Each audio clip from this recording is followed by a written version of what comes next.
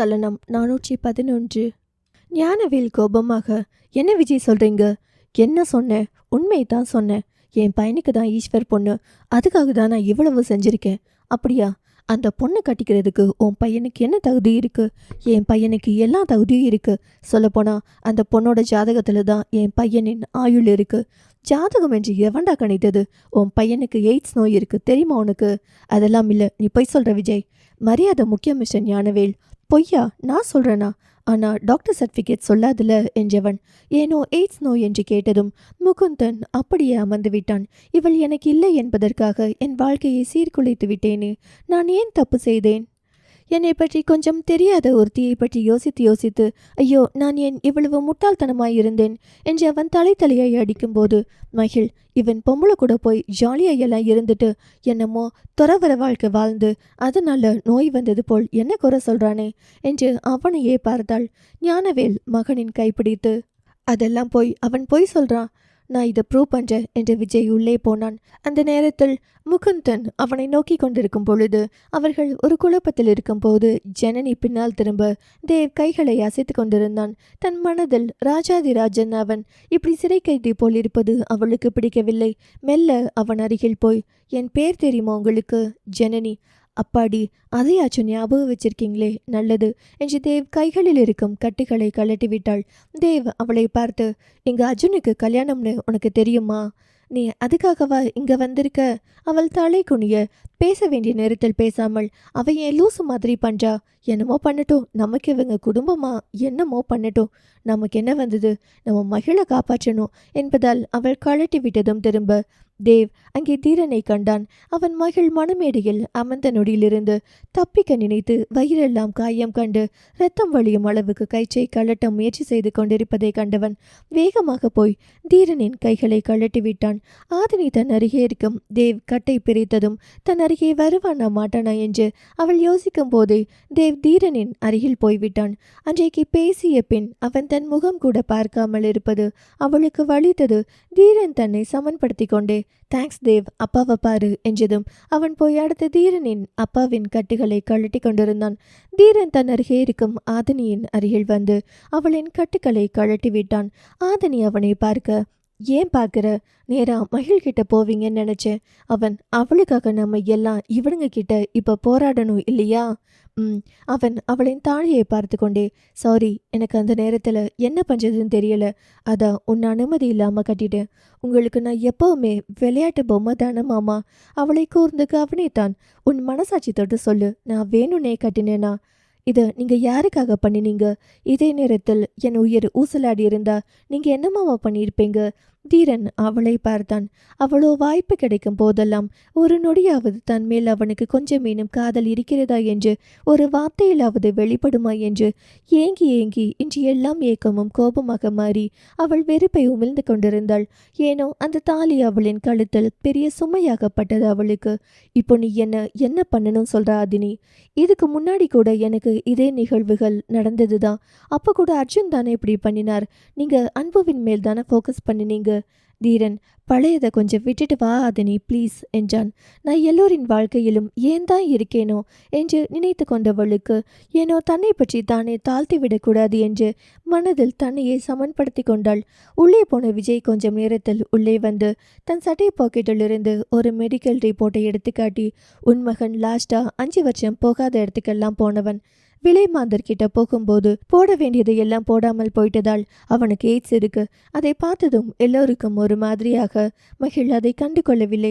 எப்படியும் இந்த திருமணம் செல்லாது என்று அவள் மனம் நினைத்து கொண்டிருப்பதால் தான் அவளுக்கு இது பற்றியும் எந்த கவலையும் இல்லை என்பது போல் அவள் இருக்க அவளையே அர்ஜுன் பார்த்து கொண்டே நின்றிருந்தான். மகிழ் கண்ணில் வெளிப்பக்கம் தான் பார்வை இருந்தது.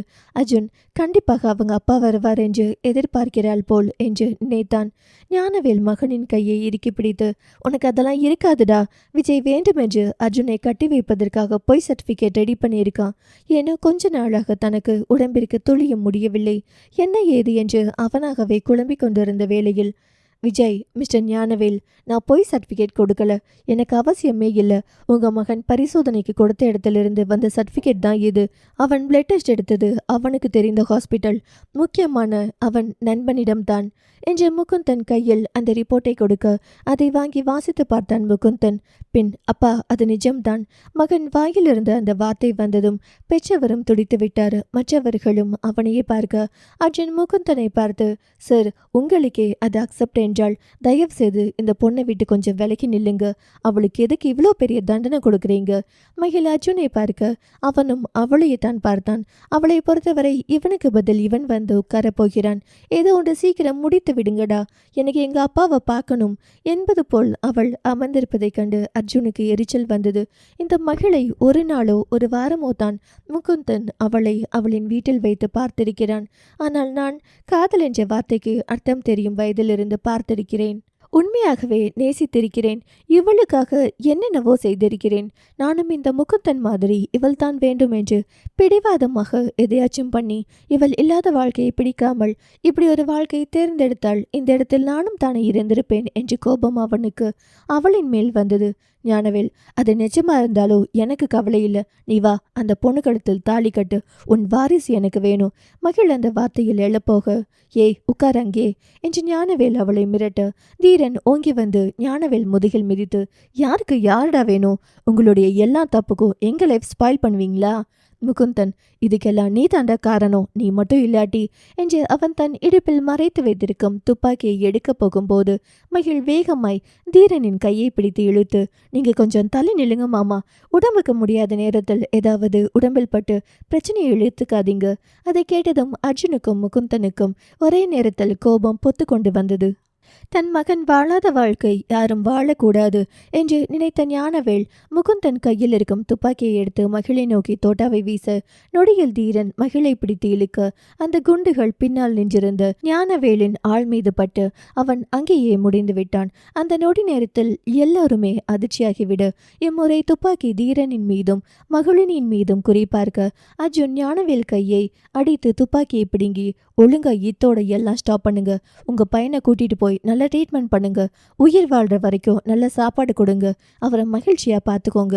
ஹோ, உனக்கு அவ கூட கல்யாணம் வேணும்ல, அப்ப எல்லாம் பேசுவ என்று அர்ஜுன் பக்கம் துப்பாக்கியை நீட்டினான்.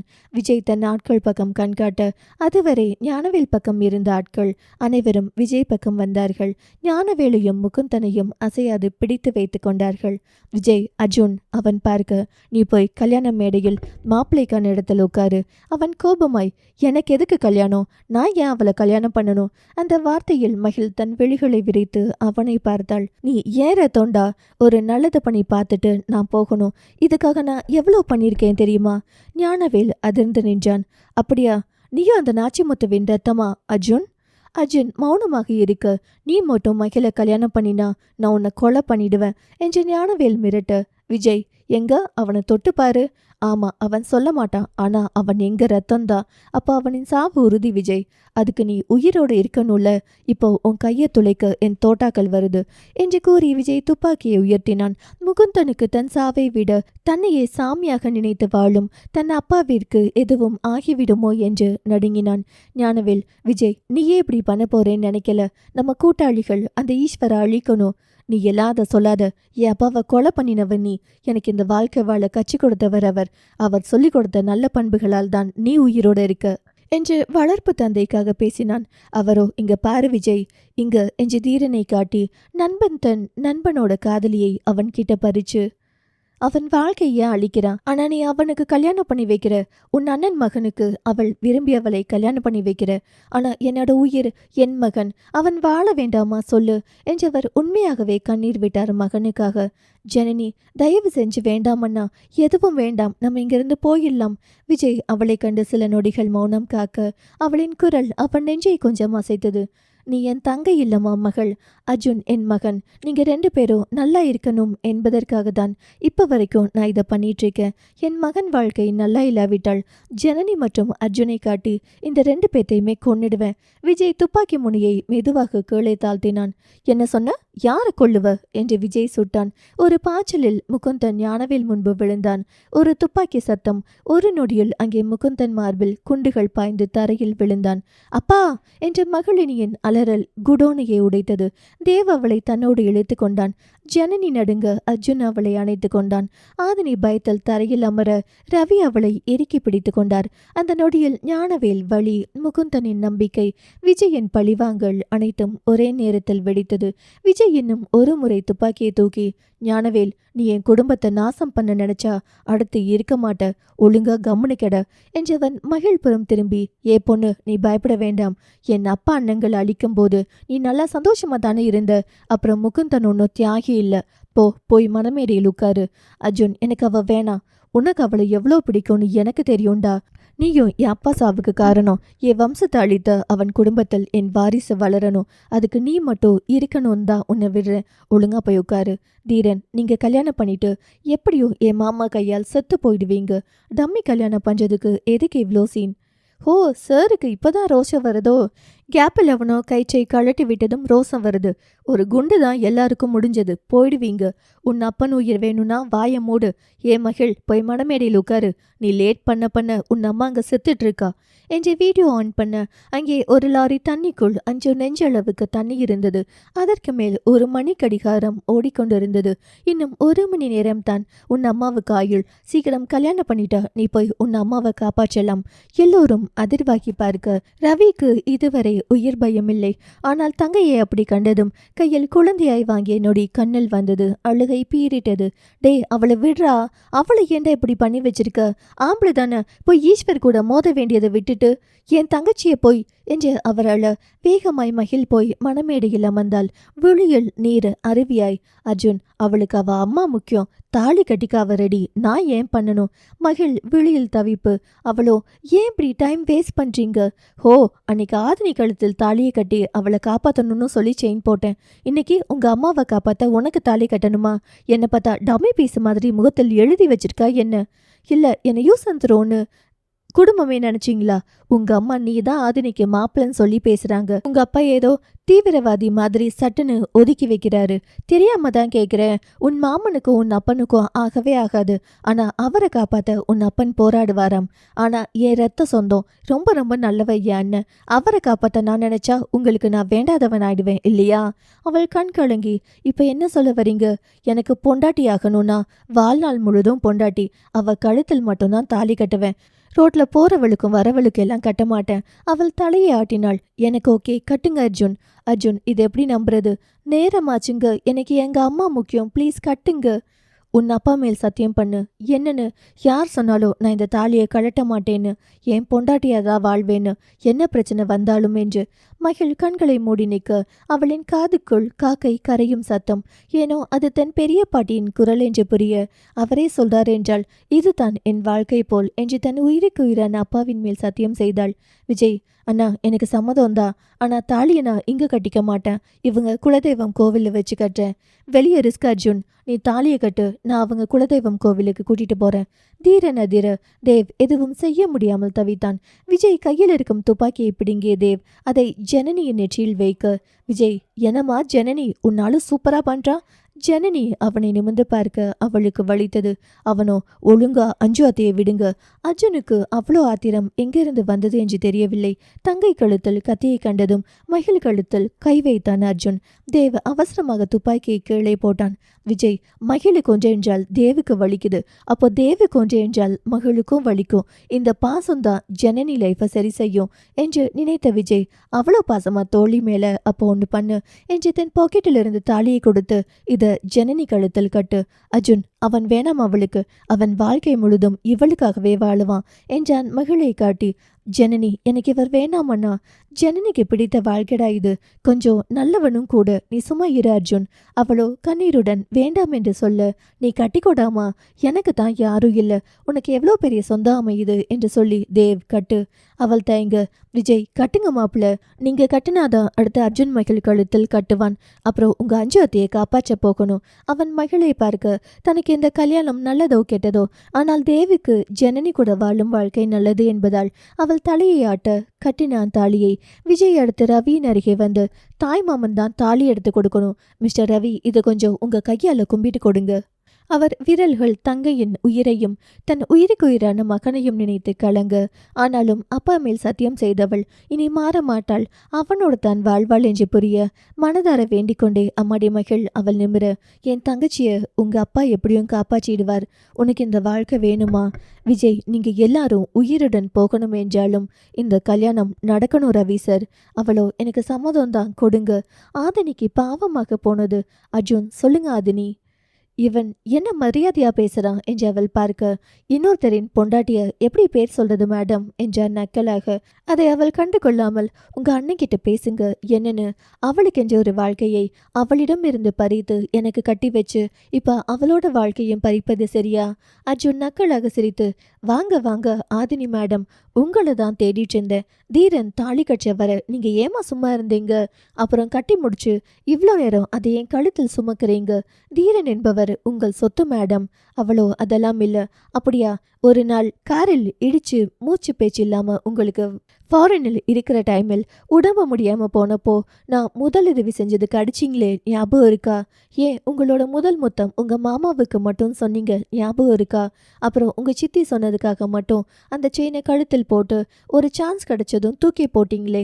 ஆனா இப்போ தூக்கி போட சான்ஸ் கிடைச்சும் போடாம இருக்கீங்க. இதுதான் மேடம் மஞ்சள் கயிறு மேஜிக். உங்க புருஷனை போய் நீங்க பாருங்க. அது நீ வேகமாக தாலியை கழட்ட போக இம்முறை காகம் கொஞ்சம் கடுமையாக கரைய, மகள் ப்ளீஸ் ஆதினி, அது நம்ம சாமியோடது, அது உனக்கானது, உனக்கு மட்டும்தான். அர்ஜுன் வாங்க என்று போய் அமர, அர்ஜுன் அவளின் காதுக்குள், ஹாப்பியான லைஃப் எல்லாம் என் கூட உனக்கு இருக்காது. எத்தனை வருஷம் சுத்த விட்ட, அதுக்கெல்லாம் நான் யாருன்னு உனக்கு காய்ச்சதுக்கு தான் இந்த கல்யாணம், சம்மதமா? அவள் கேமராவில் தன் அம்மாவை பார்த்து கொண்டே அவனையும் பார்த்து தலையை ஆட்ட அர்ஜுன் தாலி கட்டினான் மகிழினி கழுத்தில். தீரன் மனம் சிதைய ஞானவேல் குமுற ஆதினி வருந்த அங்கே 2 கல்யாணம் நடந்து முடிந்தது. விஜய் தன் உறவுகள் இருவரையும் கட்டி கொண்டான். அந்த நேரம் அந்த இடத்தை துளைத்து கொண்டே உள்ளே நுழைந்தார் தீபக் அவர்களின் டீமுடன். சலனம் 412.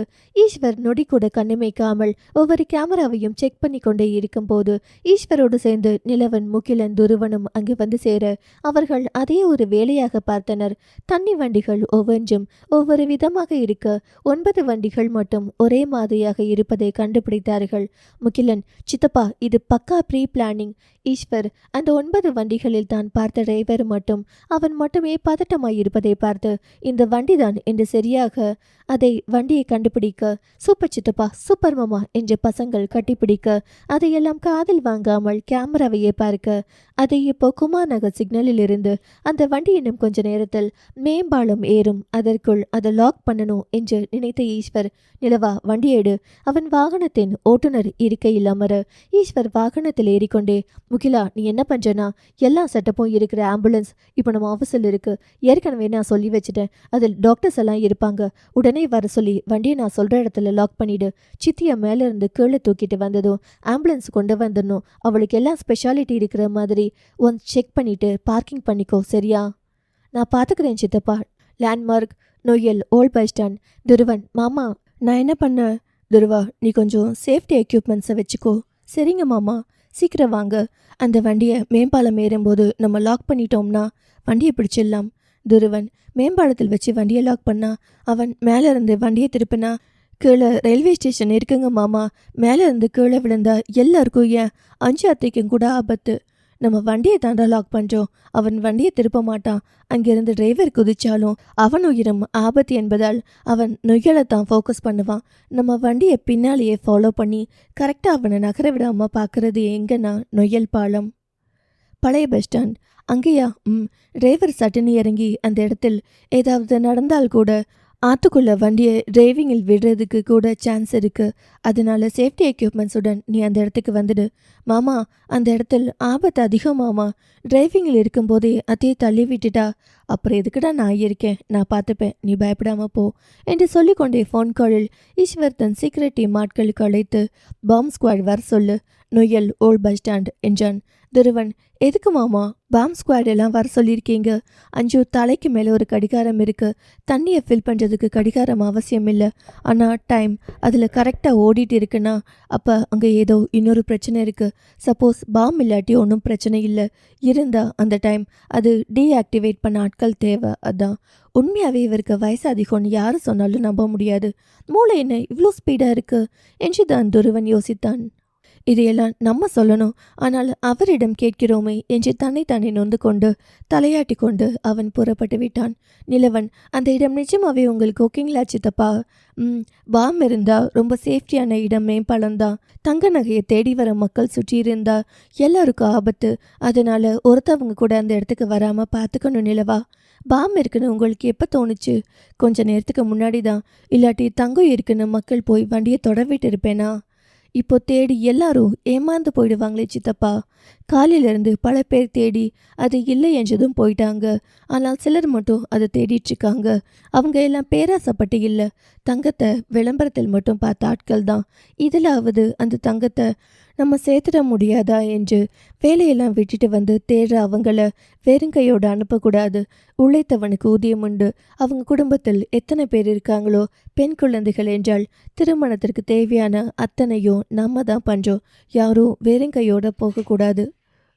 வந்தவர்களுக்கு தங்கம் கொடுக்குறோம். நிஜமாவே பாம் இருக்குங்களா சித்தப்பா?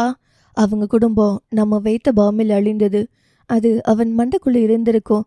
அதனால தான் யாருமே நெருங்க முடியாத ஒரு பில்டிங்கை நம்ம கோவில் பக்கத்திலேயே கட்டியிருக்கான். இதெல்லாம் ப்ரீ பிளானிங். அது சுற்றி காடு, அங்கே பில்டிங் இருக்குன்னு எப்படி கண்டுபிடிச்சிங்க? ஜனனியை இறக்கும் போது பின்னாடியே பிரியாவை அனுப்பி ஜிபிஎஸ் வச்சாச்சு. ஓ, சுற்றி ஜாமர் வச்சிருந்தான். எப்படிங்க சித்தப்பா? எல்லாருமே சின்ன சின்ன அசால்ட்டு தானே பண்ணுவாங்க. அவனும் அப்படிதான். தீபக் விஜய் முன்னாடி நடமாடுற மாதிரி மறுபக்கம் வேலையை பார்த்துட்டு இருந்தான். விஜய் தன் கண் முன் தீபக்கை அடிக்கடி கேமராவில் பார்ப்பான். நான் இங்கே இருக்கேன். ஜனனியும் அர்ஜுனும் உள்ளே போன பின்னாடி இனி யாரும் வரமாட்டாங்க என்று நினைக்கிறப்போ தீபக் பிரியாவை அனுப்பிட்டான். பிரியா ஜாமர் எடுத்துட்டு உள்ளே போய் அவள் எந்த இடத்தில் எண்டில் போய் நிற்கிறாளோ அங்கே தான் விஜய் இருப்பான்னு ஃபிக்ஸ் பண்ணி அனுப்பியிருக்கான் தீபக். ஒருவேளை விஜய் கையில் பிரியா சிக்கியிருந்தா சிக்க மாட்டா. ஜனனிக்கு பிரியா அங்கே இருக்கிறது தெரியும். பிரியாவை ஏற்கனவே ஜனனியிடம் பேச வச்சாச்சு. ஜனனிக்கிட்ட அஞ்சு சிக்கி இருக்கிறத சொல்ல அவளோ அஞ்சு தன்னால தான் சிக்கியிருக்காள் என்று சொல்லி அழுதவளுக்கு கில்ட்டி ஃபீல். விஜய் அண்ணாவை ஒன்றும் பண்ணாமல் விட்டா நான் உங்களுக்கு ஹெல்ப் பண்ணுவேன் அவ சொல்ல பிரியா என்னால் ஒன்றும் ஆகாதுன்னு ப்ராமிஸ் பண்ணி ஜனனி பின்னாடியே போயிட்டா. தீபக் மாமா பிரியாவை அனுப்புறாரு. அவரை மகிழையும் மற்ற யாரையும் காப்பாற்ற ஸ்டெப் எடுக்கல. விஜய் நாச்சு மூத்தளவுக்கு கெட்டவன் கிடையாது. அர்ஜுன் இருக்கான், அவன் யாருக்கும் எதுவும் ஆக விட மாட்டான் என்று தீபக் நம்பினா. ஏன் எனக்கும் நம்பிக்கை இருந்துச்சு. விஜய் அப்போ நல்லவனா? அவனை வளர்த்த அப்பா மாதிரி ஒரு நல்ல மனிதன் இந்த பூமியில் இல்லவே இல்லை. அவர்கிட்ட வளர்ந்ததனால் அவன் மனதில் நிறைய நல்லது இருக்கு. அவனை பொறுத்தவரை அவங்க அப்பா நாச்சி முத்துவ கொன்ன என்ன அழிக்கணும், அவங்க இடத்திலிருந்து வேவு பார்த்து காட்டி கொடுத்த உன்னை அழிக்கணும். அவ்வளவுதான் அவன் பிளானிங் இருக்குமே தவிர மற்றவங்கள அவன் தொடமாட்டான். அவன் பார்வைக்கு எது தப்புன்னு நினைக்கிறானோ அதை மட்டும் தான் செய்வான். அவன் ரெக்கார்ட்ஸே நான் செக் பண்ணிட்டேன். என்கவுண்டர் கூட பூமிக்கு தேவையில்லாதவங்க, ரொம்ப தப்பு பண்ணினவங்களை மட்டும் நான் பண்ணியிருக்கான். மற்றபடி ஏழைகளை மற்றவர்களை துளியும் துன்புறுத்த மாட்டான். அவன் சம்பளத்தெல்லாம் அவங்க அம்மாவின் தேவைக்கு போக மிச்சத்தெல்லாம் எல்லாருக்கும் சாப்பாட்டுக்கு கொடுத்துடுவான். அதனால தான் நான் அவனை ஒன்றும் பண்ணாமல் வச்சுருந்தேன். ஆனால் எப்போ அஞ்சு மேலே கையை வச்சானோ அவனுக்கும் இதுதான் கடைசி நாள். வில்லனுக்குள்ளும் நல்லவன் இருக்கான். எல்லா மனிதனுக்குள்ளும் நல்லவனும் கெட்டவனும் கலந்துதான் இருப்பார்கள். நீ வண்டியை ஓட்டு. அந்த வண்டி போயிட்டா நான் நம்ம ஆட்களை வச்சு அந்த வண்டியை மடக்க சொல்கிறேன். நீ இன்னும் கொஞ்சம் ஸ்பீட் பண்ணி ஓட்டு. சித்தப்பா ஹெவி டிராஃபிக், நீ தள்ளு, நான் ஓட்டுறேன். சீக்கிரம் அந்த வண்டியை ரீச் பண்ணணும்டா. அவன் மேம்பாலம் தாண்டிட்டா அடுத்த இடம் நம்மளால கண்டுபிடிக்கிறது கஷ்டம் என்றவன் நிலவன் நகர ஈஸ்வர் அந்த வண்டியை ஓட்ட ஆரம்பித்தான். உயிர் பயம் என்பது ஈஸ்வர் வண்டி ஓட்டும் போதுதான் தெரிந்தது நிலவனுக்கு. நிலவன் தன் ஆட்களுக்கு ஃபோன் பண்ணி மக்கள் யாரும் அந்த இடத்தில் இல்லாத மாதிரி பார்த்துக்கோங்க என்று எல்லாம் சொல்லி ஒரு வழியாக அந்த இடத்துக்கு ரீச் ஆனார் ஈஸ்வர். அந்த வண்டி சரியாக மேம்பாலத்தின் மேல் நின்றது. அஞ்சு குளிரில் நடுங்கி கண்களை மூடி தன் புருஷன் மட்டும் வந்துவிடவே கூடாது, அவர் நல்லா இருக்கணும் என்று வேண்டிக் கொண்டிருந்தாள். தன் கால்களுக்கு அடியில் இருக்கும் பாம் பார்த்து கொண்டே. தீபக் ஆட்கள் எல்லோரையும் சுற்றி போட பின்னையே பிரியா வந்தாள். அப்பா எல்லாம் ஓகே போலாம் என்றவள் மகிழையும் தேவையும் கட்டிக்க வந்து மகிழ் கழுத்தில் தாலி இருப்பதை கண்டு அவளை பார்க்க அவளை இறுக்கி கட்டி கொண்டாள். தேவும் அவர்களை கட்டிக்கொள்ள பிரியா இருவரையும் பார்த்து மேலே போலாம், நமக்கு டைம் இல்லை. விஜய், எப்படா கரெக்டாக அந்த இடத்த உங்களால் கண்டுபிடிக்க முடியும்? 2500 ஏக்கர் இருக்கிற இடத்த வாங்கி தரைக்குள் பில்டிங் எழுப்பி எவனுமே பிக் பண்ண முடியாத இடத்துல நான் நிற்கும் போது எப்படி கரெக்டா இந்த இடத்த கண்டுபிடிச்சிங்க? தீபக் ஏனோ அவன் கேள்விக்கெல்லாம் பதில் சொல்ல விரும்பாமல் அவன் கைகளை பிடித்து பின்னாடி விலங்கு மாதிரி பூட்டி தங்களின் ஆட்களின் கையில் ஒப்படைத்துவிட்டு அங்கு சிதறி கிடக்கும் ஞானவேல் மகனை தொடப்போக வேகமாக, மாமா உங்க கையில் ஏதாவது காயம் இருக்கா? இருக்கு. அப்பா அவனை தொடாதீங்க, அவனுக்கு எய்ட்ஸ். அது எங்கேயாவது காயம் இருந்தால் ரத்தம் வழிய ஸ்ப்ரெட் ஆயிடும். அந்த வார்த்தையில் ஞானவேல் புழுவாய் துடித்து விட்டார். கோடிகளில் கொட்டி பஞ்சுமெத்தியில் புரளும் என் மகனின் உடம்பை தொடுவதற்கு கூட தகுதி இல்லாதவனாக மாற்றிவிட்டானே இந்த விஜய். இரத்தம் கொதிக்க ஆத்திரம் பொங்க அவர் சீறி எழுந்து விஜயை திரும்பி முறைக்க அவனோ அதையெல்லாம் கண்டு கொள்ளாது தன் பில்டிங்கை எப்படி துளைத்தார்கள் என்று ஆராய்ச்சி பண்ணி கொண்டிருந்தான். ஞானவேல் தன் கைகளால் தன் மகனின் உடம்பை தூக்கி மார்பில் போட்டு கொண்டான். எவன் வாழ வேண்டும் என்று இத்தனை கனவு கண்டோமோ அவனை சிதைத்த விஜயை காவு வாங்குவதற்கான நேரத்திற்கு காத்து கொண்டிருந்தார் அவர். விஜய், மிஸ்டர் தீபக், நிஜமாவே கில்லாடிங்க தான் பண்ணீங்க. இந்த இடத்த வாங்கி 5 வருஷமா உங்க ஈஸ்வருக்கு பாட கற்றதுக்காக கட்டி வச்ச இடம் இது. என் அனுமதி இல்லாம யாரும் வர முடியாத அளவுக்கு பில்டிங்கை பார்த்து கட்டின. ஆனா நாலா பக்கமும் தொலை போட்டு ஒவ்வொரு செங்கலையும் சதிச்சு குதிச்சிருக்கீங்கன்னா அதுவும் சத்தமே இல்லாம பெரிய கேடி குரூப் தான் நீங்க. உன்னோட பாராட்டெல்லாம் தேவையில்லை என்றபடி விஜய் மேல் துப்பாக்கியை வைக்க, என்னை கொன்னுட்டு அஞ்சுவை எப்படி தீபக் காப்பாற்றுவீங்க?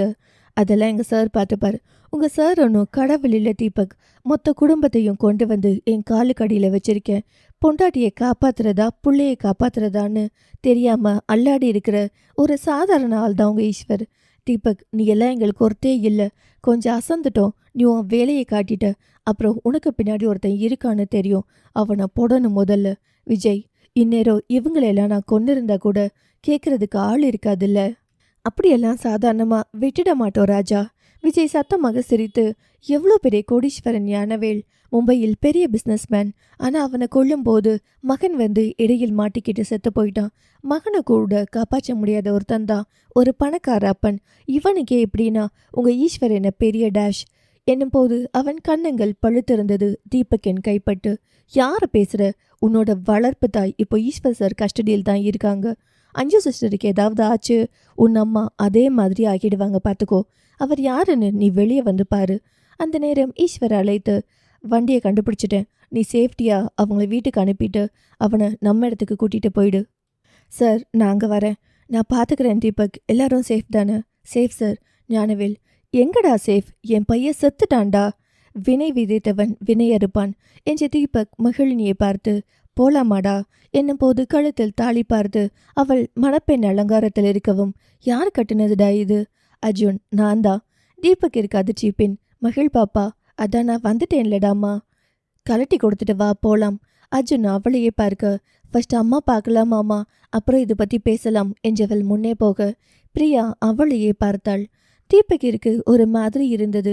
அதை விட தீரனுக்கு அர்ஜுன் தெளிவாகினான். இனி இவள் நம்மோடுதான் என்று எல்லோரும் வெளியே வர விஜய் ஓடும் மகளை பார்த்து, எம்மாடி மகிழ். அவள் திரும்ப, அர்ஜுன் உங்க குலதெய்வம் கோவிலுக்கு போகணும்னு சொன்னான்.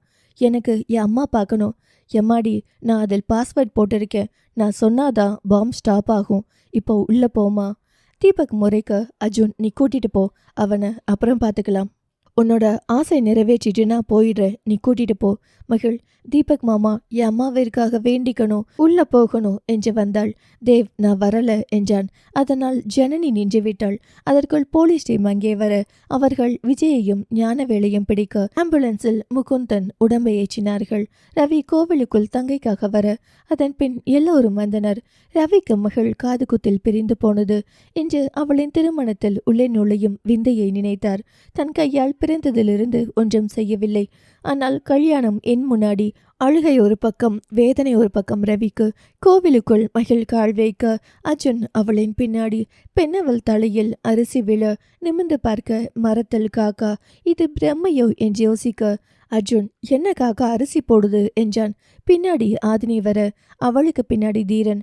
அவர்களின் மேலும் அரிசி விழ அதை ஆதினி எடுத்து பார்க்க அதை கண்ட மகளுக்கு புரிந்தது, இனி எதுவும் மாறாது, இதுதான் வாழ்க்கை என்று. Noyyal old bus stand. மக்களை ஓரம் போக சொல்லிவிட்டு நிற்கும் போதே போலீஸ் ஈஸ்வரிடம், உங்க தனி மனித விளம்பரத்துக்கு மக்களை பலிக்கடா மாற்ற பார்க்குறீங்களா? காசு இருந்தா என்ன வேணும்னாலும் பண்ணலாமா?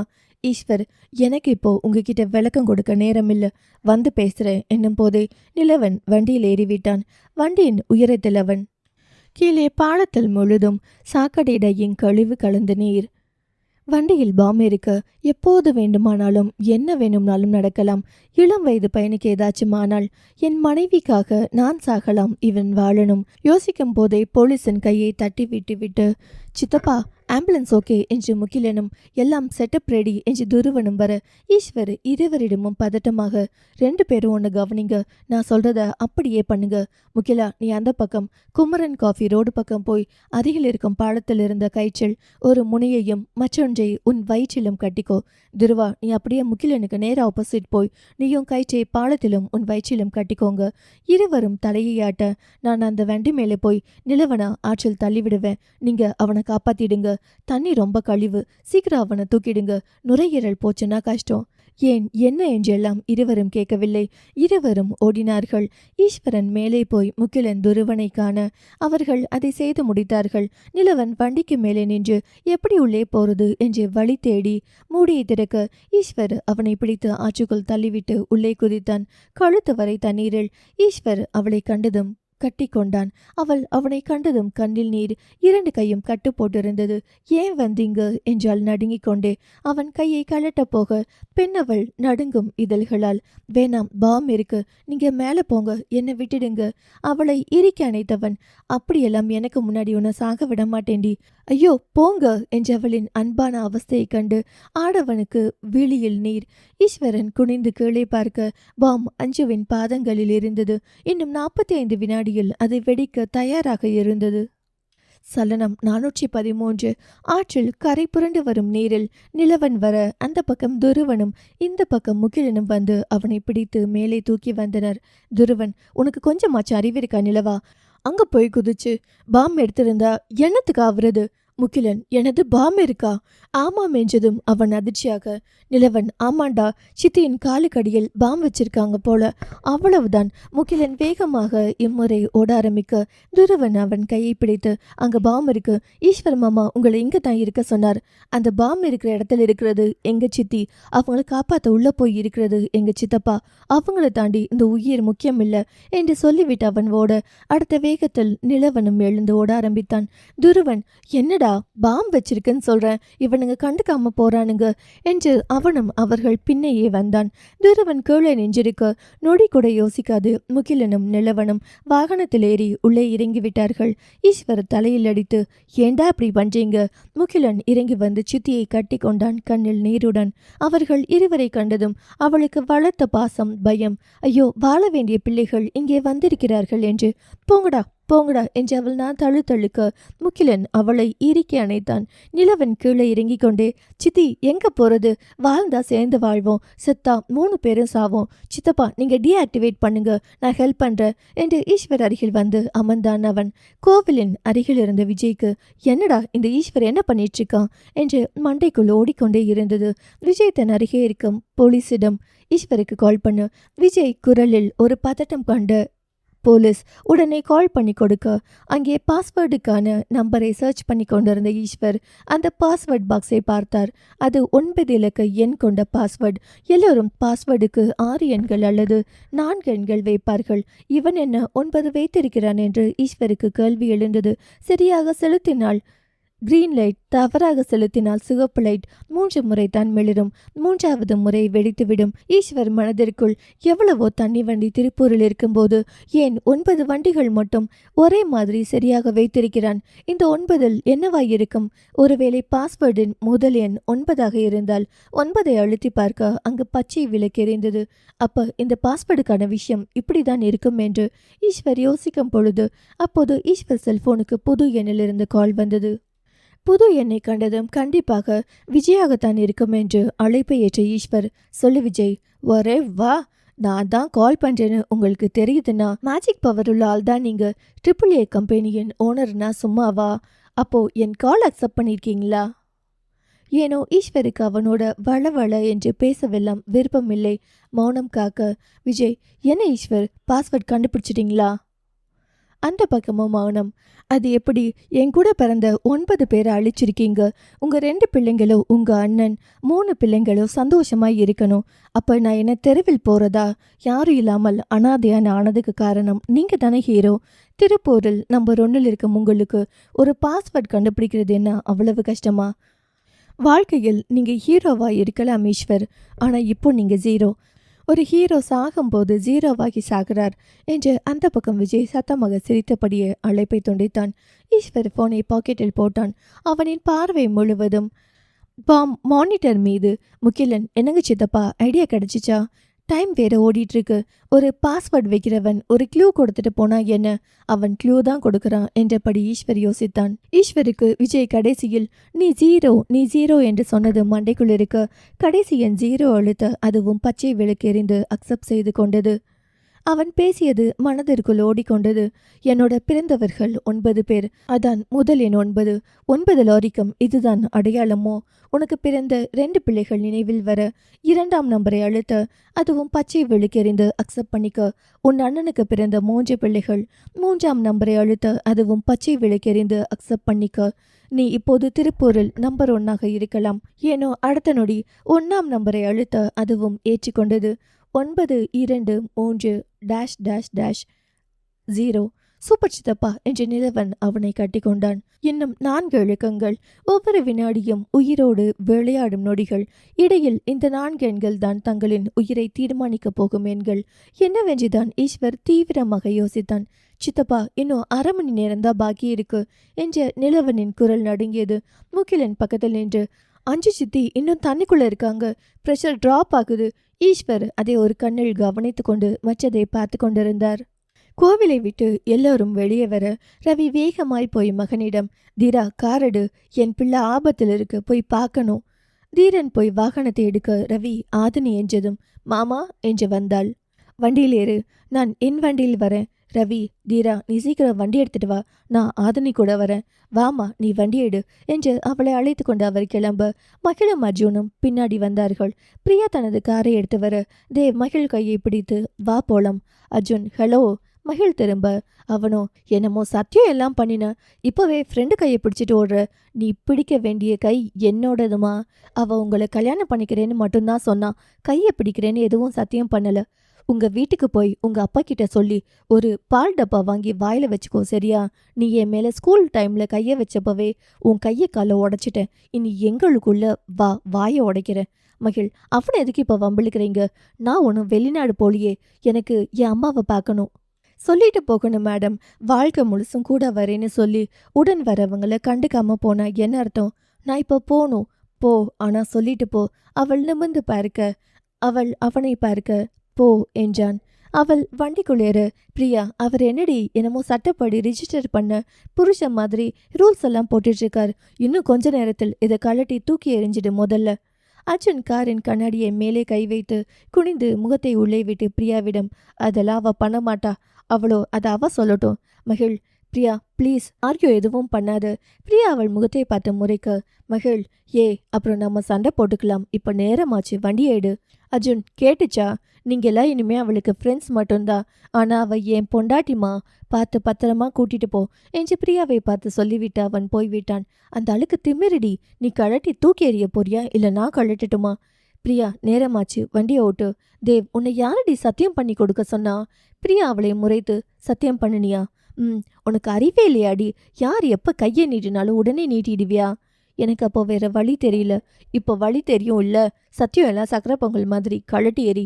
நான் அப்பா மேல பண்ணியிருக்கேன். உங்க அப்பாவே கொஞ்ச நேரத்தில் இதுதான் சொல்லுவார். அப்பா மேல பண்ணினா மீறக்கூடாதா? நான் தான் ஹரிச்சந்திரன் வீட்டு பொண்ணு, தியாக சம்மல் அப்படின்னு உனக்கு ஏதாவது புனை பேர் இருக்கா என்ன? உசுரா ஒருத்தரை நினைச்சிட்டு இன்னொருத்தவங்க கூட போய் வாழ முடியுமா? அவர் பேச்சே எனக்கு பிடிக்கல. சத்தியம் எல்லாம் மீற முடியாதுடி. ஏய், மூலங்கிறது கொஞ்சம் கூட இல்லாத மென்டல் நீ. அப்பத்தா கேட்டா சத்தியம், தாத்தா கேட்டா சத்தியம். உன்னை சுத்தி இருக்கிறவங்க எல்லாம் குழந்தை கிட்ட சாக்லேட் கேட்குற மாதிரி உன்கிட்ட சத்தியம் கேட்குறாங்கடி. உனக்குன்னு ஆசனை எதுவும் இருக்காதாடி லூசு மென்டல். அவள் அமைதியாக பதில், உன்கிட்ட இல்லைனா மௌனமாகி அந்த டாபிக்கு என் கார்டு போடுற. உன்னை கொலை பண்ற அளவுக்கு எனக்கு கோபம் வருது. முதல்ல நீ என் கையில் ஒரு சத்தியம் பண்ணு. அவளோ என்னன்னு, இனிமே யாருக்கும் நீ சத்தியம் பண்ண மாட்டேன்னு. தேவ், நீ வேற ஏண்டி? முதல்ல வண்டியை எடு. அவ பாவம். வாய மூடுறா லூசு மென்டல். இந்த எல்லா பிரச்சனைக்கும் காரணம் நீதான். நீ போக உன் பின்னாடி இவ வர. உங்களுக்காக நான் வந்து இங்க நடந்த எல்லாமே நம்மளாலதான். அப்பவே மாமா கிட்ட சொல்லியிருந்தா ஏதாச்சும் பண்ணியிருக்கலாம். தேவ், சொல்லியிருந்தா மட்டும் என்ன பண்ணியிருப்பாங்க? நம்மளையும் ஏதாவது வெளியே வர வச்சு நம்ம காலுக்கு கீழே 3 பாம் வச்சிருப்பாங்க. இதெல்லாம் ப்ரீ பிளானிங் டி. ஆமா, இவ சத்தியம் பண்றது எல்லாம் ப்ரீ பிளானிங். ஏன்டா லூசு மாதிரி பேசுற? எனக்கு எப்படி தெரியும்டி இதெல்லாம் நடக்கும்னு? இனிமே யாருக்காச்சும் நீ சத்தியம் மட்டும் பண்ணு. அவளே முதல்ல ஒரு பெரிய ஸ்ட்ராங்கான அருவா வாங்கி உன் கையை வெட்டிடணும். அதுக்கப்புறம் நான் கூட வாழ்க்கை முழுசும் உனக்கு சோறு ஊற்றேன். மகள் வேகமாய் திரும்பி, ஆதினி எங்க? அந்த நேரம் ஆதினி கார் எடுத்து வந்து பிரியாவின் வாகனத்தின் முன்னிறுத்தி, நான் முன்னாடி போறேன் மகள் என்று சொல்லிவிட்டு போக மகள் தலையாட்டினாள். பிரியா கண் கலங்கி, அவ என்னடி உன் மாமா கூட போறா? அவரும் கூட்டிட்டு போறாரு, மகனை கூட விட்டுட்டு. நிஜமாவே இதெல்லாம் நடந்துருச்சாடி? இதெல்லாம் கனவில்லையா? தேவ், அவளை எவ்வளவு நொந்து போய் இருக்கா. நீ ஏண்டி அவளை காயப்படுத்திட்டே இருக்க? உனக்கு என்னடா? உன்னை லவ் பண்ற பொண்ணு ஜனனி. உன் வாழ்க்கை நல்லா இருக்கும். ஆனா இவ அப்படியா? இவளை தனியா விட்டது தப்பா போச்சு. நான் வந்திருக்கணும். நீயும் எங்க பின்னாடி வந்திருக்கணும். உனக்கு இங்க எவனையாவது பிடிச்சு கட்டி வச்சிருப்பான் அந்த ஆளு. அப்பதான் எங்க கஷ்டம் எல்லாம் தெரியும். நமக்கு பிடிச்சவங்க உயிருக்கு முன்னாடி நம்மளோட காதல் நேசம் எல்லாம் பெருசா தெரியாது பிரியா. அவன் என்ன தாலி கடையாட வச்சிருக்கான். எல்லாத்துக்கும் கல்யாணம் பண்ணி வச்சிருக்கான். வச்சிருந்தாலும் வச்சிருப்பான். ஒருவேளை நீ வந்திருந்தா அவன் உன் கழுத்திலும் கூட கட்டியிருப்பான். பிரியா மகள், நம்ம கனவுகளை எல்லாம் நினைவாக்க, நம்ம சந்தோஷமா வாழ்றதுக்கு தான் ஒரு காதல், ஒரு வாழ்க்கை. அதுக்கு தான் ஒரு மஞ்சள் கயிறு வேணும். நம் கனவுகளை சிதைக்க இப்படி ஒரு கயிறு இருந்தா அது தூக்கு கயிறுடி. கழட்டி வீசு. மாட்டேன். உன்னை காதலிச்சது தவிர வேற எந்த பாவமும் பண்ணாத. தீரனனாவும் உயிரோட செத்துட்டார். அதுக்கு பேசாம அவரை நீயே கொன்னுடு.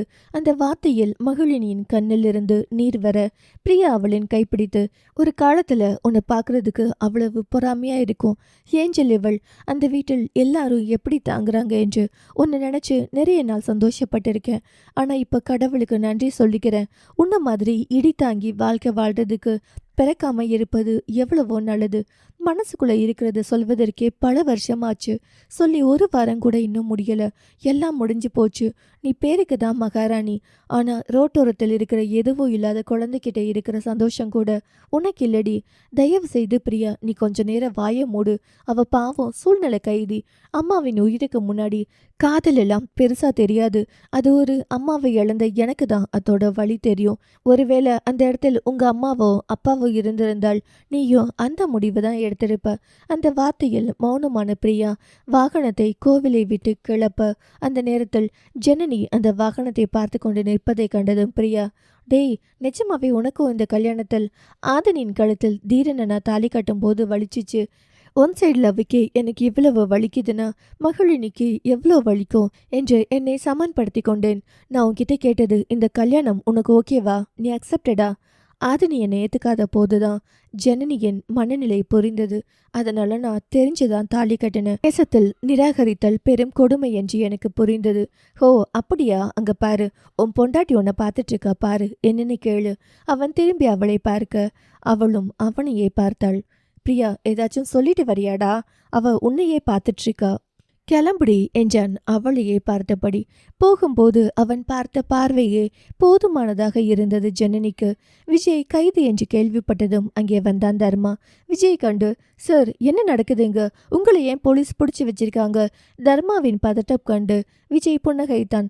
தனக்காய் ஒருவன் பதட்டமாவது கண்ணில் காணும் போது அவனுக்கு ஒரு சந்தோஷம், தான் சம்பாதித்த சுற்றத்தில் ஒரு நல்ல மனிதன் என்று. அந்த நேரம் தீபக் விஜயின் அருகே வந்து அவன் சட்டையை பிடித்து, ஒழுங்கா பாஸ்வேர்ட் என்னன்னு சொல்லு. விஜய் கையை எடுங்க, டீசெண்டா பேசுங்க, உனக்கு என்னடா மரியாதை? அங்கே தீபக்கை கண்ட தர்மா, அண்ணா நீங்க என்ன பண்றீங்க? உனக்கு இவர் தெரியுமா? தலையை ஆட்டினான். எங்க அம்மாவுக்கு கல்யாணம் பண்ணி வச்சு என்னை படிக்க வச்சு ஆளாக்குனது எல்லாமே ஈஸ்வர் சார் தான். அவர் சொல்லி என்னை சரியான வழியில் நடத்தி இந்த இடத்துக்கு கொண்டு வந்திருக்கிறது தீபக் அண்ணாதான். தீபக் தர்மாவை பார்த்து, ஆமா இவன் கூட உனக்கு என்ன பேச்சு? இவன் யாருன்னு உனக்கு தெரியுமா? அண்ணா இவர் தான் என்னோட ஸ்டேஷன் டிஎஸ்பி, எனக்கு தெரியாமல் எப்படி இருக்கும்? இவன் யாருன்னு தெரியுமா? உங்க குடும்பத்துக்கே கேடு விளைவித்த நாச்சிமுத்துவின் வாரிசு. தர்மாவின் முகம் அப்படியே இறுகி போய், நீங்க அவரோட பையனா? ஆமா. ஏன்? தர்மா எதுவும் பேசாமல் இறுகி போய் நின்றிருக்கும் பொழுது, என்ன தர்மா ஏன் எதுவும் பேசாம இருக்க? தீபக், இங்க பாரு விஜய், அங்க 5 சிஸ்டர் காலுக்கு அடியில் நீ பாம் வச்சிருக்க. அவங்களுக்கு ப்ரெஷர் கூடிட்டு இருக்கு, குளிர் வேற அதிகமா இருக்கு, தண்ணீரில் நனைந்து கஷ்டப்பட்டுட்டு இருக்காங்க. நீ ஒரு பொம்மை கல்யாணத்தை நடத்தி வச்சிருக்க. எல்லாம் தெரிஞ்சும் உன் மேல கை வைக்காம இருப்பதற்கான காரணம் ஈஸ்வர் சார் சொல்லிதான், சீக்கிரம் சொல்லு. அந்த நேரம் ஞானவேல் போலீஸின் பிடியிலிருந்து வெளியில் வந்து தர்மாவின் இடுப்பில் இருக்கும் துப்பாக்கியை எடுத்தான். அதை தடுப்பதற்காக அர்ஜுன் ஒரு பக்கம், ஜனனி ஒரு பக்கம் ஓடி வருவதற்குள் ஞானவேல் அந்த துப்பாக்கியிலிருந்து தோட்டாக்களை ரிலீஸ் பண்ண அது விஜயின் மார்பில் பட்டு தெரித்தது. விஜய் அப்படியே சரியா அண்ணா என்று ஓடி வந்து அர்ஜுன் ஒரு பக்கம், ஜனனி ஒரு பக்கம் அவனை பிடித்து கொள்ள, மற்றொரு பக்கம் தர்மா அவனை தாங்கும் போது விஜய் ஜனனியின் மடியில் கிடந்தான். ஜனனி, அண்ணா நான் உனக்கு சித்தப்பா, அவளால நீங்க 2 பேரும் ரொம்ப நல்லா இருக்கணும், சரியா? அர்ஜுன் அவன் கையை இழுத்து பிடித்து, உங்களுக்கு ஒன்றும் ஆகாதுங்கண்ணா, 5 சிஸ்டர் ரிலீஸ் பண்ணிடுங்க, நம்ம ஹாஸ்பிட்டல் போலாம். அவளின் மடியில் படுத்த அவனுக்கு சந்தோஷம் தாங்க முடியவில்லை. ஒருவேளை என்னை பெற்றவள் இப்படிதான் இருந்திருப்பாளோ என்ற எண்ணம் அவனுக்கு உண்டு. மென்மையிலும் மென்மையவள். தீபக் அவன் பக்கம் வந்து, விஜய் பாஸ்வேர்ட் என்ன? அங்க 5 சிஸ்டர் உயிருக்கு போராடிட்டு இருக்காங்க. தர்மா வேகமாய், சார் நீங்க அவரோட பையனா இருந்தாலும் உண்மையாவே நீங்க ரொம்ப நல்லவங்க. நான் யார் தெரியுமா? என்னோட சித்தி சௌமியா பத்தி உங்களுக்கு சொல்லியிருக்கேன்ல. ஆமா, என்னோட சித்தியை தற்கொலைக்கு தூண்டினது வேற யாரும் இல்லை, உங்க அப்பா நாச்சிமுத்துவின் பையன், உங்க அண்ணன் தான். விஜய்க்கு ஒரு மாதிரி இருந்தது. தர்மா கண் கலங்கி, என் சித்தியை உங்க அண்ணன் லவ் பண்ணி ஏமாத்திட்டாங்க சார். ஏமாற்றம் தாங்காமல் மொட்டை மாடியிலிருந்து குதித்து தற்கொலை பண்ணிக்கிட்டாங்க. ஒரு பொண்ணோட சாபம் உங்களை சும்மா விடுங்களா சார்? அந்த சாவுக்கு தான் அஞ்சு மேம் நீதி கேட்கும்போது அவங்கள பண்ணக்கூடாது எல்லாம் பண்ணினார் உங்க அப்பா. சார் இந்த கதை ஏற்கனவே நான் உங்களுக்கு சொல்லியிருக்கேன். அப்போ எல்லாம் அந்த மாதிரி பண்ணின ஆளுங்களை நடு ரோட்டில் வைத்து சுடணும். அவன் குடும்பத்தில் யாராவது இருந்தா சொல்லு, அவனின் குடும்பத்தில் எவனாச்சும் மிச்சம் யாராவது இருந்தா சொல்லு, அவனுங்களை வேரோடு அழிக்கலாம் என்றெல்லாம் சொல்லிட்டு இன்னைக்கு உங்க அண்ணன் என்று வந்ததும் நல்லவங்களை பழி வாங்குறீங்களா? விஜய்க்கு ஒரு மாதிரி இருந்தது. தப்பு செய்யாதவர்களை தண்டிப்பது என் நோக்கம் அல்ல. கண்களை மூடி யோசிக்கும் போதே விஜய் கண்கள் மெதுவாக மூடிக்கொண்டிருந்தன. அவனின் மார்பில் ரத்தம் வழிந்து கொண்டிருந்தது. விஜய் என்றான் தீபக். அர்ஜுன் அவனை மருத்துவமனைக்கு தூக்கி போவதற்காக தூக்க போக அவனோ, வேண்டாம் அர்ஜுன், குண்டு உள்ள போயிடுச்சு, ஹாட் பக்கம் இருக்கு, என்னை காப்பாற்ற முடியாது. ஜெனனி அவன் முகத்தை கையில் தூக்கி தன் மார்பில் வைத்து, அண்ணா இதெல்லாம் தேவையா? நீங்க முகுந்தன் அவரை கொல்லாம இருந்தா இது நடந்திருக்காது இல்ல, நம்ம நல்லா இருந்திருப்போம்ல. அவள் கண்களில் கண்ணீர் ஒழுக அவன் தலையை தாங்கியபடியால, அர்ஜுன் அண்ணா அஞ்சுக்கு அவங்க பாவம், அவங்கள காப்பாத்துங்க. அர்ஜுன் அருகே அழைத்து அவன் காதுக்குள் விஷயம் சொல்லிக்கொண்டே ஈஸ்வருக்கு கால் பண்ணு அவன் அழைக்க, காதல் வைத்த ஈஸ்வர், சொல்லு அர்ஜுன், நான் விஜய் பேசுறேன், சாரி தெரியாம தப்பு பண்ணிட்டேன், என் மகனை தண்டிச்சிடாதீங்க, அவன் உண்மையாவே நல்லவன், மன்னிச்சிடுங்க. பாஸ்வேர்டு என்று விஜய் ஆரம்பிக்கும் போது ஈஸ்வர் 9231-0. உண்மையாவே நீங்க கிரேட் தான். லாஸ்டா விட்டு போன அந்த எண் அர்ஜுன் மகிழ் 2, தேவ் ஜனனி 2 என்ற வார்த்தை மட்டுமே அவன் வாயிலிருந்து வெளியேறியது. அதற்கு பின் சத்தம் எல்லாம் போய் விஜய் உயிர் காற்றில் பறந்தது. ஈஸ்வர் அந்த 2 2ஐயும் அழுத்த, 923122-0. இப்போ இடையில் இந்த 2 எழுத்து ஒரு மாதிரியானது. நிமிஷம் இப்பொழுது குறைந்து கொண்டே இருந்தது. அந்த எண் என்ன என்று ஈஸ்வர் மூளையை கசக்கி கொண்டிருந்தார். ஜனனி, நீ இங்கே எப்படி வந்த? டாக்ஸி தன்னோட கார் கொடுத்து நீ வீட்டுக்கு போ என்று சொல்லிவிட்டு, தீபக் சார் வாங்க இப்போ போலாம். தர்மா சார், இந்த உடம்பை எப்படியும் போஸ்ட்மார்ட்டம் பண்ணி தான் தருவாங்க, நான் வந்து வாங்கிக்கிறேன் என்றவன் கிளம்ப, விஜய் தன் காதுக்குள் சொன்ன விஷயம் கேள்விப்பட்டு அர்ஜுனுக்கு தூக்கி வாரி போட்டது. என தான் பாஸ்வேர்ட் போட்டு முடித்தாலும் அஞ்சுவின் கையில் கட்டியிருக்கும் 10 வயரில் எந்த வயர் 0 போட்டு கனெக்ட் ஆயிருக்கோ அந்த வயரை பிடித்து இழுத்தால்தான் பாம் ரீஆக்டிவேட் ஆகும். அஞ்சுவுக்கும் நடுக்கம், பயம் எதுவும் இருக்கக்கூடாது. அதே நேரத்தில் நேரம் குறைய குறைய அஞ்சுவுக்கு பயத்தில் பிரஷர் ஏறினாலும் பாம் வெடித்துவிடும். இதைத்தான் காதில் சொன்னான் விஜய். சலனம் 414. ஏனோ ஈஸ்வர் மனமும் அஞ்சுவின் மனமும் அங்கு அழுது கொண்டிருப்பதால் வானமும் அழுதது போல் நொய்யல் பாலம் முழுக்க மலை துளிகளால் நனைந்திருந்தது. அங்கே நின்றிருந்த ஒவ்வொரு மனிதனின் முகத்திலும் பயம், குழப்பம், ஒரு நம்பிக்கை மூன்றும் கலந்திருந்தன. பாம் இருக்குது என்று போலீசார் கத்தி மக்களை பின்னுக்கு தள்ளி கொண்டிருந்தனர். எல்லோரும் அங்கே நொய்யல் பாலம் கிட்ட வர போலீஸ் அந்த ஏரியாவில் இருந்த மக்களை வெளியேற்றி கொண்டிருந்தது. பாம் இருக்கு என்று எல்லோரையும் ரோடு மாற்றி அனுப்பி கொண்டிருக்கும் போது தீபக் கார் மட்டும் உள்ளே அனுமதிக்கப்பட்டது.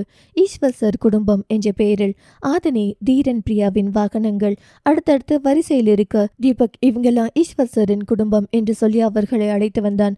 ஆனால் பாலத்திற்கு அருகே போக தீபக் தவிர மற்றவர்களுக்கு அனுமதி இல்லை. மகள் பிரியாவை கட்டி கொண்டாள. அந்த பக்கம் நின்றிருந்த தீரனுக்கு ஒரு மாதிரி இருந்தது. ரவிக்கு தங்கை முகம் பார்க்கணும், ஆனால் தீபக்கிடம் கேட்க விருப்பமில்லை. அவர் யார் பேச்சையும் கேட்க விருப்பம் இல்லாமல் போக தீபக் போலீசிடம் அவரை விடுங்க என்று சொல்ல விடவும் ஓடினார் அவளை காண. தீபக் அர்ஜுன் வேணும் என்று அழைக்க போக அர்ஜுன் போகும் முன் மகளையே பார்த்து கொண்டு போனான். உள்ளே ரவி வர அஞ்சுவின் கண்ணில் நீர், பெற்றவரை கண்டால் வரும் கண்ணீர். அண்ணா என்னும் போது ஏனோ அவளை கட்டி கொண்டார். முகிலன் நிலவனை காலால் உதைக்க அவனோ, என்னடா உன் மாமனார், அவன் தண்ணிக்குள்ளிருந்து என்னடா? அவன் கை காட்ட வெளியே எட்டி பார்க்க அஞ்சுவும் ரவியும். ரவி தங்கையை கட்டி கொண்டாள. அவளோ, போங்கண்ணா இங்கே இருந்து. அவனோ, நம்ம எல்லாம் சேர்ந்து போலாண்டா என்றவன் நகரவே இல்லை. அவர்களுக்கு பின்னால் தீபக்கும் அர்ஜுனும் வந்தார்கள். அர்ஜுனின் முகம் முழுக்க பனியால் மூடப்பட்ட கண்ணாடி மாதிரி, எந்த உணர்வும் தெளிவாக தெரியவில்லை. அர்ஜுன் டேங்க் நிறைய தண்ணீர், அதில் அஞ்சுவின் உடம்பு முழுதும் நனைந்து வாய் வரைக்கும் தண்ணீர் வந்தது. உடம்பெல்லாம் நடுக்கம், பார்க்கவே ஒரு மாதிரி இருந்தது. ஏன் இவர் இன்னும் கொடூரமான செயலை செய்திருக்கிறார்? 50 வயது லேடியை இப்படி தண்ணிக்குள்ளே இறக்கி என்ன செயல் இது என்று நொந்து கொண்டே சிஸ்டர் என்றதும் அர்ஜுன் என்றவளின் வெளியில் ஆச்சரியம். நீயும் வந்திருக்கியா என்று தன்னை கண்டதும் விரியும் இந்த கண்கள். சற்று நேரத்தில் வெளியே வந்ததும் கல்யாணம் பற்றியெல்லாம் தெரிந்தால் என்ன பேசுவார் என்ற ஒரு மாதிரியான கேள்வி அவனுக்குள் இருந்தது. அர்ஜுன் மகிழ் அருகே வந்து அவளது இடது கையில் இருந்த 10 வயரை பார்த்தான். 10 வயரை பார்த்தான். இது 0வோடு கனெக்ட் ஆகுது என்று பார்த்தான். அந்த வயரில் ஒரு சிறிய லேபிள் 0 to Z என்று எழுதப்பட்டிருந்தது. அதை தொட்டுக்கொண்டே தண்ணிக்குள் மூழ்க அங்கே ஈஸ்வர்.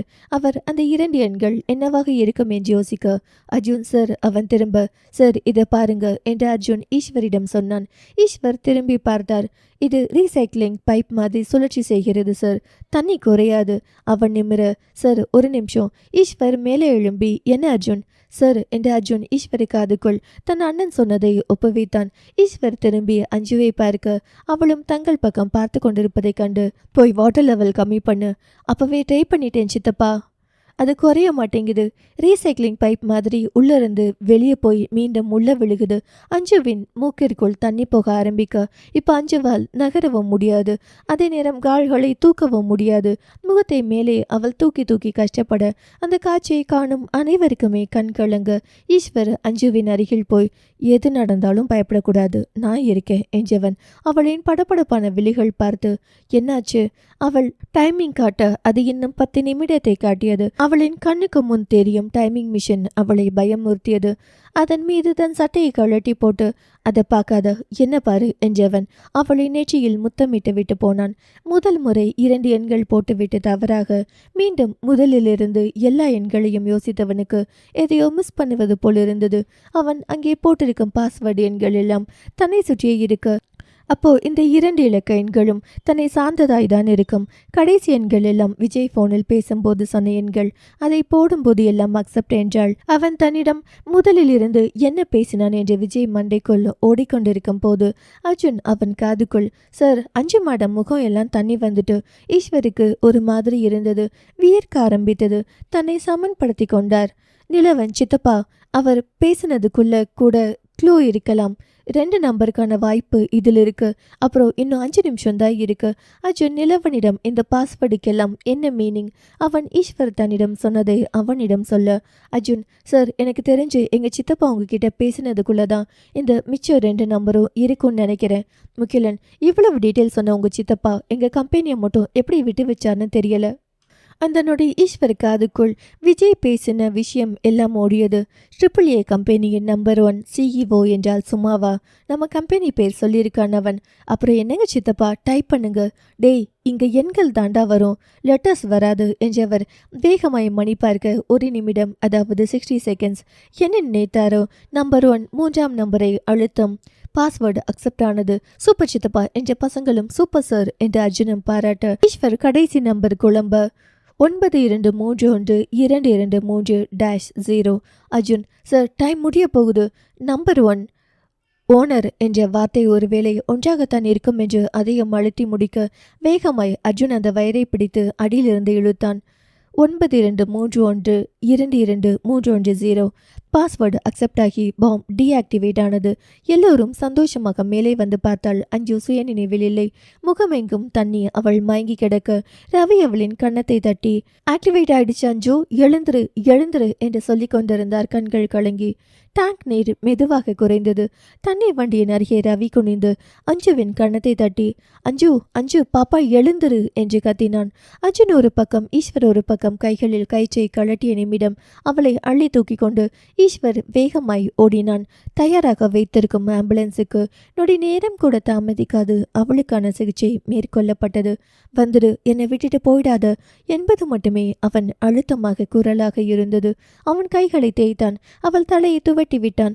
அவளுக்கு அங்கே முதலுதவி சிகிச்சை நடந்து கொண்டிருந்தது. சலனம் 415. ஆம்புலன்ஸில் தயாராக இருந்த மருத்துவர்கள் அஞ்சுவுக்கு ஒரு பக்கம் முதலுதவி செய்து கொண்டிருக்கும் பொழுது எல்லோரும் என்னாகும் என்ற பதட்டத்தோடும் பயத்தோடும் அனைவரும் ஆம்புலன்ஸை சுற்றி நின்றிருந்தார்கள். ஈஸ்வருக்கு தன் உயிரானவளின் உயிரோடு தன்னுடைய மூச்சும் துடித்து கொண்டிருந்தது.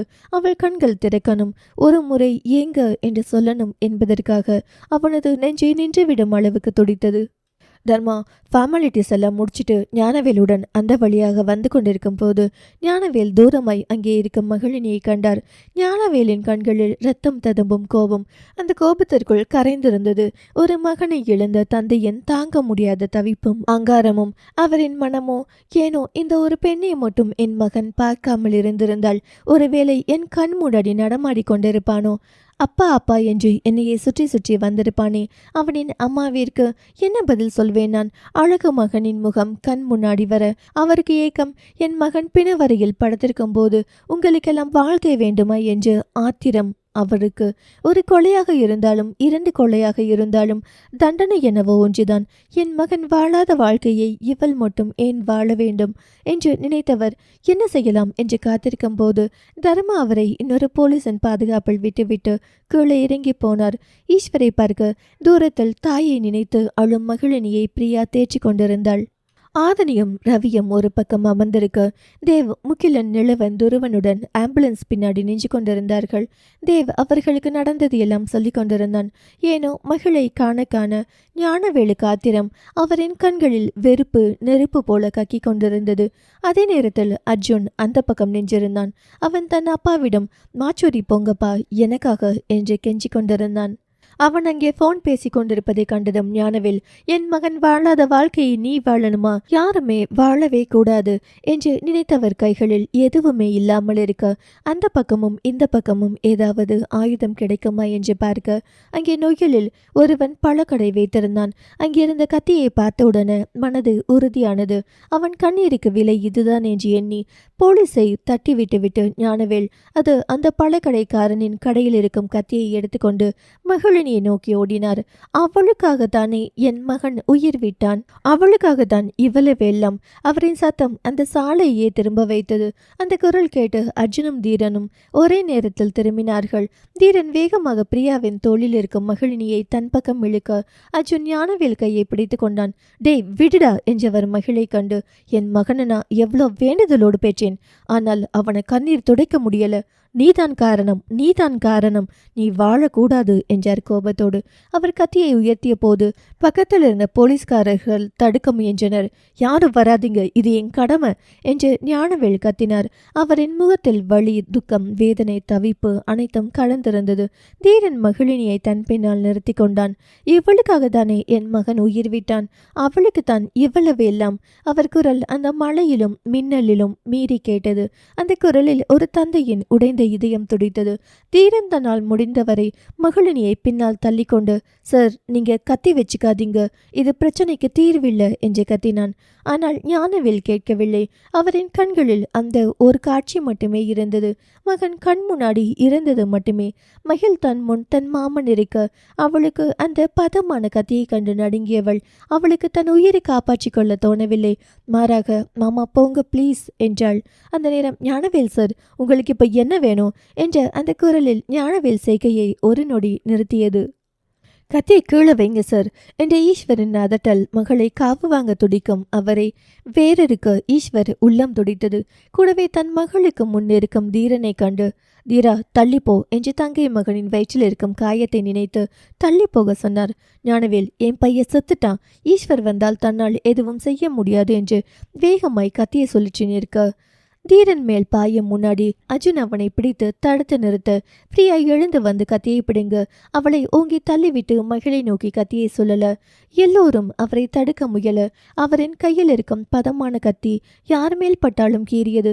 கீறும் போது ஒரு நொடி காயம் கொண்டவர்கள் தள்ளி நிற்கும் அந்த ஒரு வினாடி வேளையில் அவர்களையெல்லாம் தள்ளிவிட்டு மகள் மேல் பாய நினைக்கும் ஈஸ்வர் தன் மகளுக்கு அரணாய் நின்றார். அவரின் கையில் அந்த கத்தி பாய்ந்தது. மகிழ், அப்பா! ஈஸ்வர் தனக்கு வலிக்கும் போது கூட தன் மகளை தனது பாதுகாப்பில் இருந்து நகர்த்தாமல் ஞானவேல் கையை இறுக்கி பிடித்து, வேணாம் சார்.